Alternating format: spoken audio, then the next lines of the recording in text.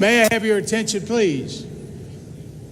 Comrades and sisters to the convention, please welcome this next guest. Our next guest is an American businessman, a television personality, an author, and now politician. He was born in Queens, New York, and attended Fordham University in the Bronx before entering the Wharton School of Finance and Commerce at the University of Pennsylvania, where he would earn a bachelor's degree in economics. Comrades, may I present to you the Republican Party nominee to become the next President of the United States, Mr. Donald J. Trump.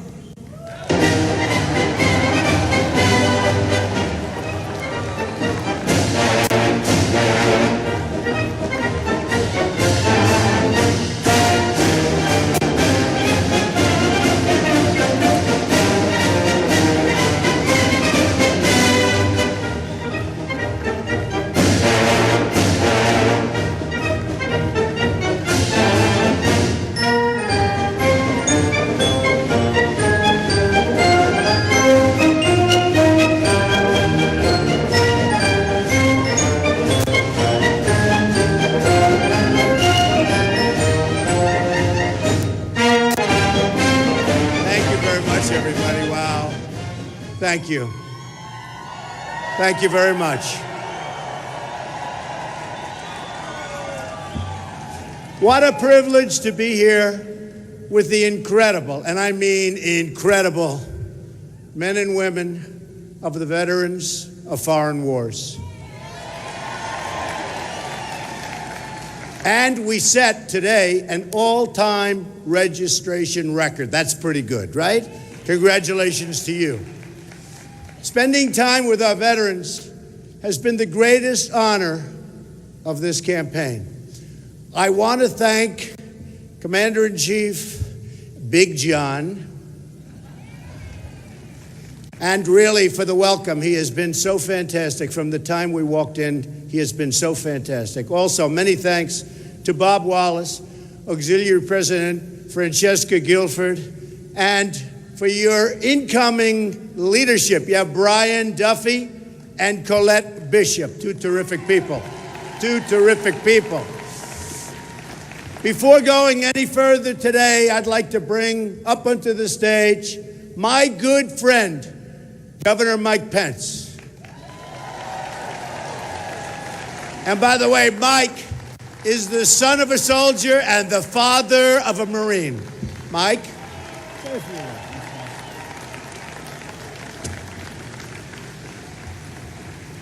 Thank you, Mr. Trump. Thank you to Commander Bujeski.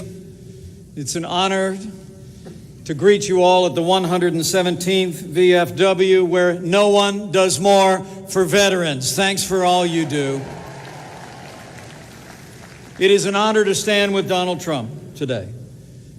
It is even a greater honor for me to stand with those of you who have worn the uniform of the United States. As Mr. Trump just said, I was not a soldier, but I am the son of a combat veteran who served in Korea. And I am the proud father of a United States Marine. And I feel a great indebtedness to all of you who served. And I'm proud of the record we had in the state of Indiana. You'll be glad to know in Indiana, where more than 500,000 veterans call home, we've made extraordinary commitments. We've more than doubled the funding for the Department of Veterans Affairs. We increased the number of county veteran service officers tenfold from 7 to 72 counties. And I'm proud to say the Hoosier State now has the second lowest unemployment rate for veterans in the United States of America. But I answered this call. When Donald Trump called, I answered this call for a few very simple reasons. Number one, I answered it because in these challenging times, I believe we need renewed and strong American leadership at home and abroad. And Donald Trump will bring that leadership for this nation. Our military is too small, and He will rebuild it. Our VA is broken, and this builder will fix it. And it is extraordinary to think that yesterday in Philadelphia, 61 speakers came to the podium and not one of them named ISIS by name. This man will name our enemies without apology, and he will defeat them. So I say thank you to the VFW. I say thank you. I say thank you to my new boss, a man who has given me the privilege to run and serve as Vice President of the United States of America. And I pledge to you, each of you, that if we have the privilege to serve, I know this man's heart. I hear the way he speaks when the cameras are off about those who serve and those who have served. And we will ensure that our soldiers have the resources they need to complete their mission and come home safe. And we will stand as the VFW does, with him and her who have borne the battle on their shoulders. We shall stand with our veterans, and we shall see our way forward as a nation. Thank you very much, and God bless you. And God bless the United States of America.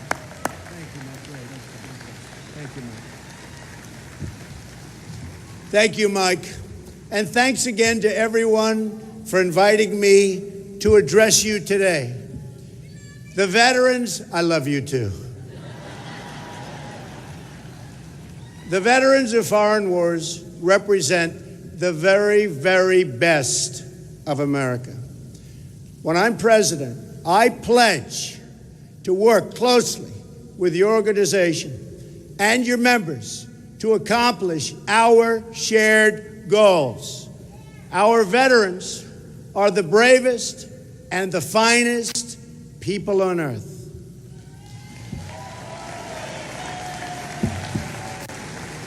The members of your organization have fought for the American flag, and boy, have you fought, on distant battlefields all across the world.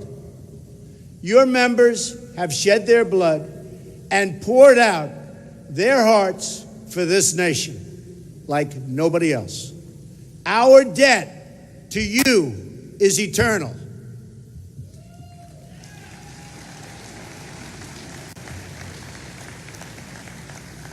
Yet our politicians have totally failed you. Our most basic commitment to provide health and medical care to those who fought for us so bravely has been violated completely. The VA scandals that have occurred are widespread and totally inexcusable. As we know, many have died waiting for care that never came, a permanent stain on our government. Can you imagine the waste and corruption? And I'll tell you, we will find it, and we will find it big league when I become president in January 2017.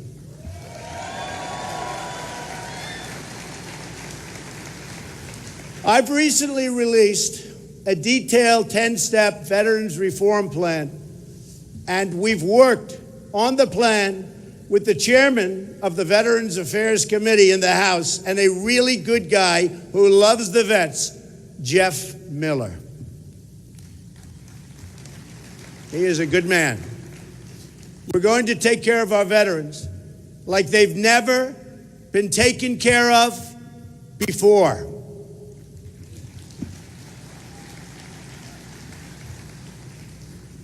The other candidate in this race, you know her name, Crooked Hillary Clinton. And believe me, folks, she is crooked. Has a much different view. She recently said of the VA scandal that it's not as widespread as it's been purported to be. It's like she's trying to sweep it under the rug, which, by the way, politicians have done for years and years and years. It's going to be 4 more years of the same if she ever got in. but that's not going to happen.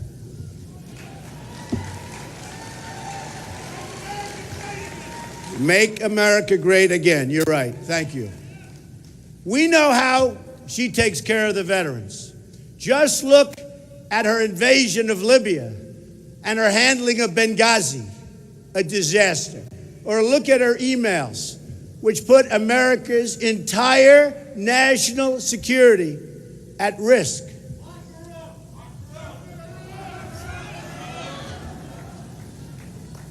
And to think she was here yesterday, I guess she didn't do very well.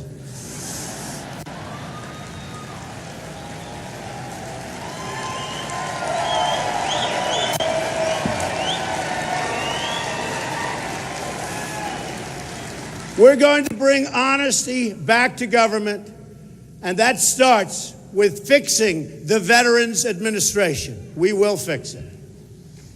Here is my 10-step plan for veterans reform. 1, I will appoint a Secretary of Veterans Affairs who will make it their personal mission to clean up the VA. And this person, man or woman, will be outstanding with an outstanding track record. In other words, a person that can get it done. Number 2, I'm going to use every lawful authority to remove and discipline federal employees or managers who breach their public trust. 3,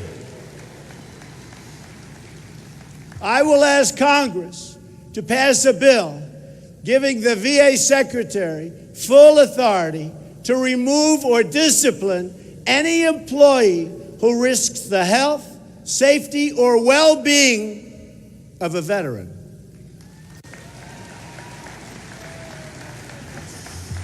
I will appoint a commission to investigate all of the wrongdoing at the VA, of which there is plenty, and then present those findings to Congress as the basis for reforming the entire system. 5, I'm going to make sure that the honest and dedicated people of the VA, of which we have many, have their jobs protected and are put in line for promotion when they do a good job. We're going to get them promoted like they deserve. I will create a private White House hotline. This could keep me very busy at night, folks. This will take the place of Twitter. That it is, well, a lot of truth to that. That is answered by a real person 24 hours a day to make sure that no valid complaint about the VA ever falls through the cracks. Now, this is the tough part. This is the tough part. I will instruct my staff that if a valid complaint is not acted upon, then the issuer who brought it directly to me, and I want to have it, will bring it directly to me, and I will pick up the phone personally and get it completed and get it taken care of. That's a lot of work. We better do a good job because that's a lot of work. But I want to have somebody, a real person and a really competent person in the White House with that hotline going. And if that person's not doing the job, I'm going to find out about it. And that's the best way to find out about it. That's called real life. That's called business. Instead of giving bonuses to employees for wasting money, we are going to create a new incentive program that rewards employees for saving money and improving the quality of care. Our visa programs will be reformed to ensure that veterans are put in the front of the line for jobs. In this country, they fought and they protect us. Now we're going to fight them. They're going to be put right in the front of the line. And these are our great people. And by the way, Governor Pence, is right at the top of the nation in employment for vets. And when he took over, he was number 32 or 38. Now he's right at the top. He has done an incredible job with respect to employment for vets. So, Mike, good going, and keep it going.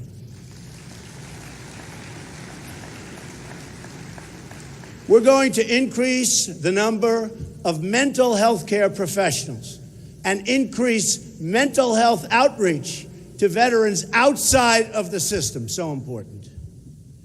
We're going to ensure every veteran in America gets timely access to top quality care, including the best care in the world for our female veterans.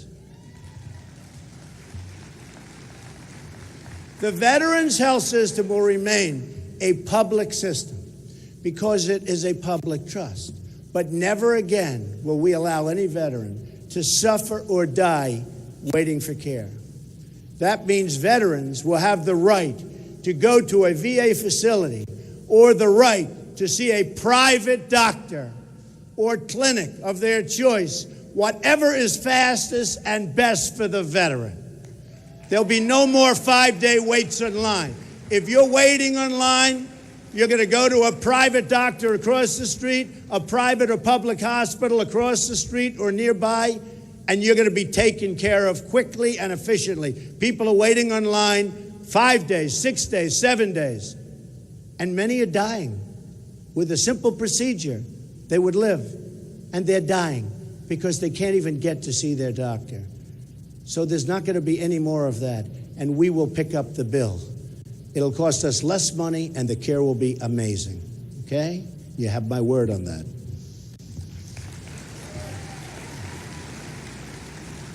Come January 20th, if I'm elected president, you're going to notice a change in the VA and in the whole entire government system, which is a mess.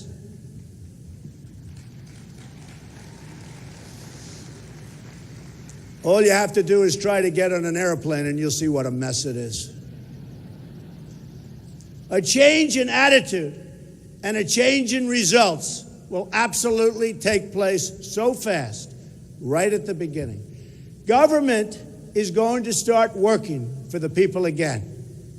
The special interests opposing our reform, and they do oppose it for their own reasons, and Reform for America are the same people who have led us to one economic and foreign policy disaster after another. The global corporations and the media executives who oppose our plans, and they are opposing them strongly. We need plans for change. And we want to keep this system in place except for the section that's rigged, and that's a lot of it. We're getting rid of our rigged system. I started using that term a year and a half ago, and now everybody's using it. This morning I was watching one of the Democrats who I've been talking about as a rigged system. He used the word rigged system. I'm going to have to come up now with another word. It's very sad. But the system is rigged, so badly rigged. And it's rigged against the veterans, too. That's why their message is that things can't change. Can't change. With these people, they can't change. These are the same special interests who have driven the economy into the ground and who have created one calamity after another overseas. Horrible, horrible thought process. These Washington interests are telling Americans to stay the course.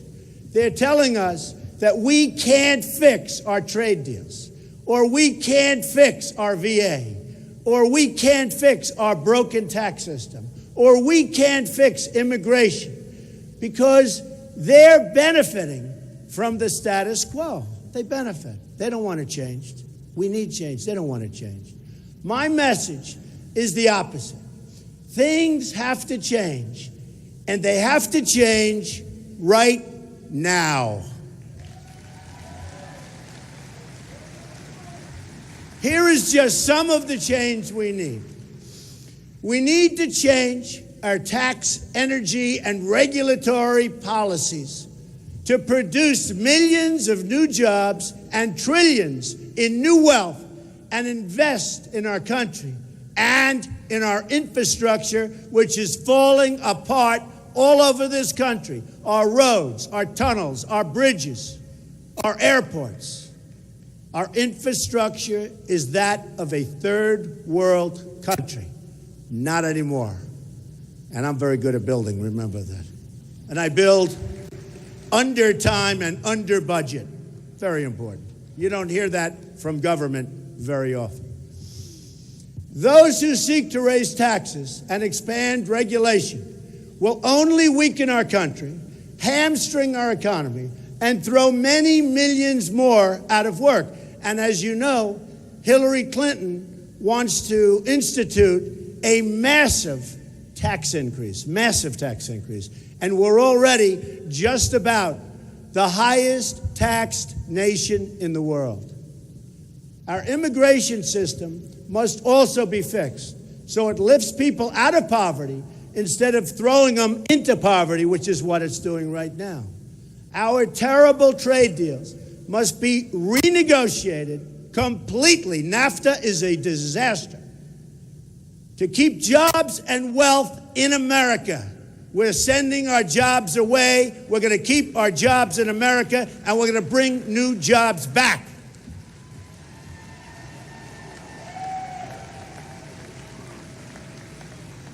We need to change our foreign policy to focus on defeating and destroying ISIS, a word you didn't hear last night at the Democrat convention. You didn't hear it. They don't want to talk about it. Because in a very true way, they really established ISIS because of weakness. The people in this room know better than anybody else or any other audience what I mean by weakness. But because of weakness, ISIS has been established.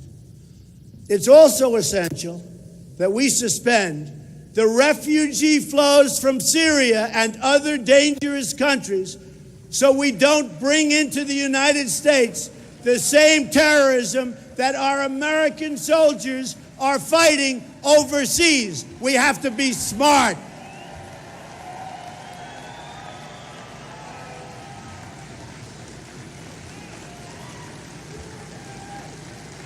Thank you.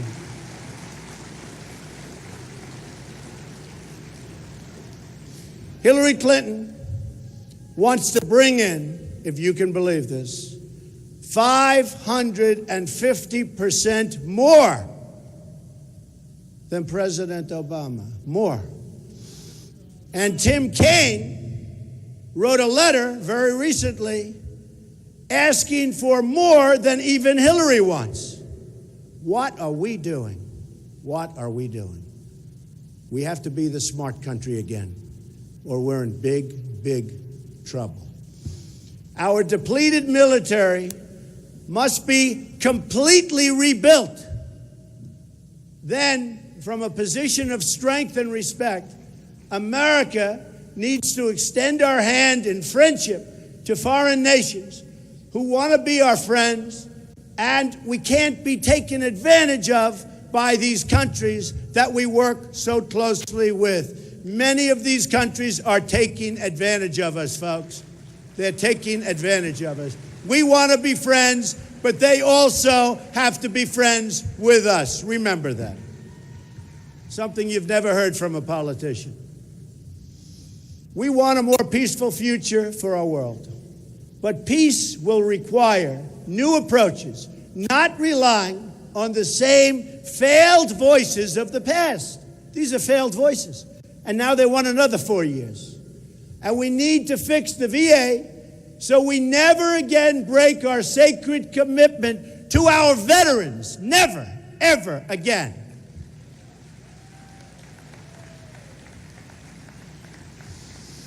We can do all of these things. We simply need to stop relying on the politicians who created these problems in the first place. They're not going to do anything. I call them all talk, no action. That's what they are. They're politicians. All talk, no action.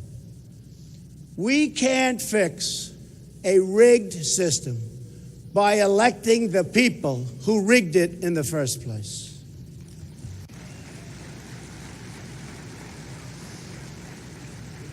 Let's reject the doubters and the cynics and choose instead to believe in ourselves and in our country. It's time to follow the example of our amazing veterans who worked together across racial lines, across income lines, across all lines, in unity of mission and purpose.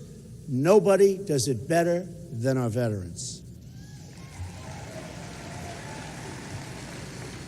Let them be our guide. It's time to believe in each other, and it's time again to believe in America.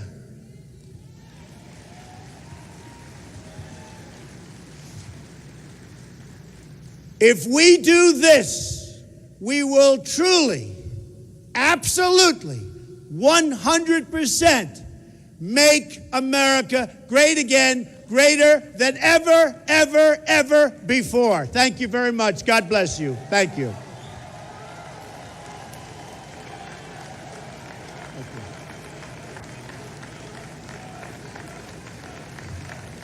Thank you, everybody. I